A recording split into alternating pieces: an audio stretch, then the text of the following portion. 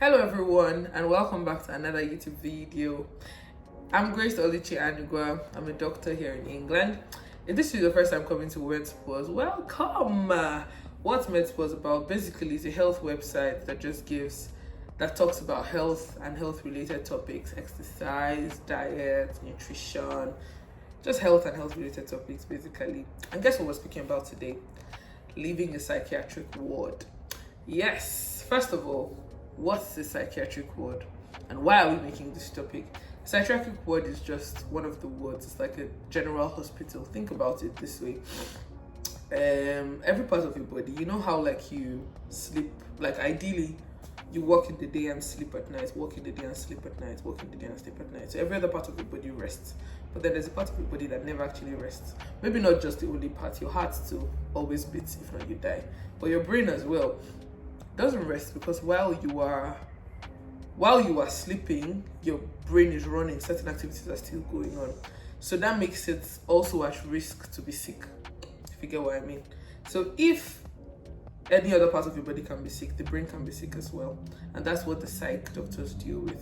So basically they deal with not like the anatomical structures of the brain, but like the other part of the brain, deal with activities, the neurotransmitters, and all those interesting things that make you.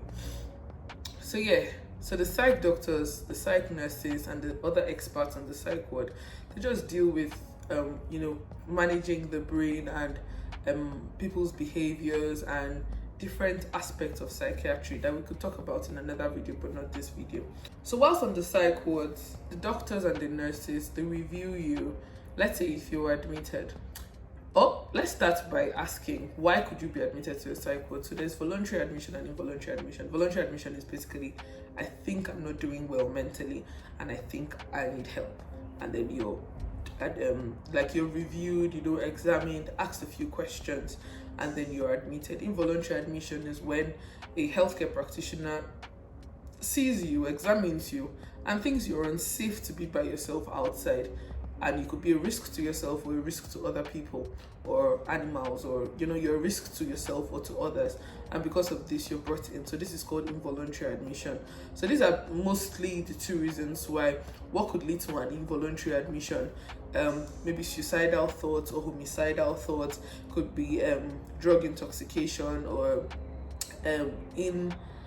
inappropriate use of drugs and alcohol, heroin, opioids, and things like that, and stuff related to around that. Once you're deemed not safe, like at risk to yourself, at risk to others, then you could be admitted. Okay, when you're admitted, what happens? So the doctors or the nurses or the psychiatric healthcare practitioners, they look at you, they ask a few questions, they examine you, starting from your appearance, what they see, how you talk, because it's things that go on in the brain. They're not going to really look into the brain at that time. It's not like they can palpate and listen to the brain. So they look at the expressions that you have, so they look at your attitude.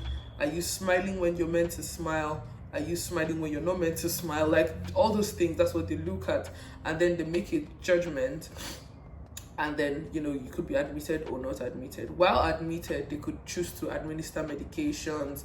There are also some other form of therapies, because there are also non-pharmacological. That means it's not medication basically. So non-pharmacological treatments can also be used, and then they give you this treatment, and then you could recover, and then you could go back home, ranging from days to weeks to months.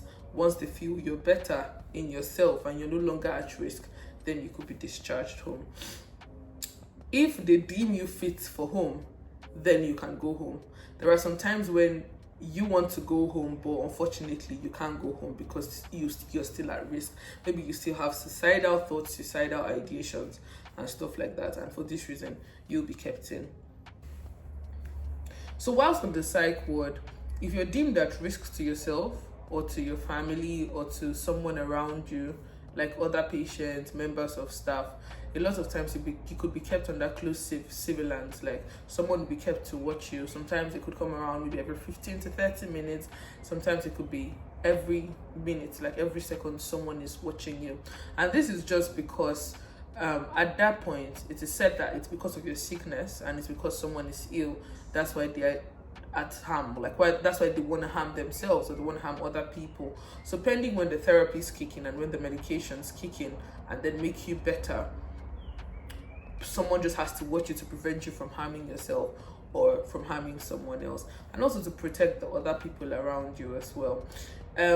While we're putting this video out there, a lot of people, of course, going to the hospital, leaving your house in itself can be very uncomfortable, and going to the hospital is like more uncomfortable than maybe hanging out with your friends. So we just want you to know that we know it's nerve-wracking, we know it's very uncomfortable, but you can always come to us and trust us. And this is just a few things that you need to know when going. You also have your rights while on the psychiatric ward, and ideally it should be read to you. And if you feel you can't comprehend, or if you feel you don't have the capacity to make a decision with your rights, it's usually read to your next of kin or someone around. And a lot of times, depending on the location, psychiatric wards and hospitals usually have rules and laws that govern them. So it's worth asking around to know where you are and the rules and laws that govern your city. But then we love you as doctors, we love you, and we are just here to look out for you.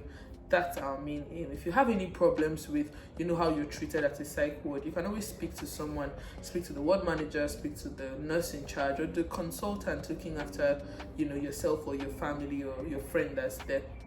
All right, thank you for listening to us. If you have any questions, just leave it in the comment section and we'll come around to answer it. And thank you. See you in our next video. Bye.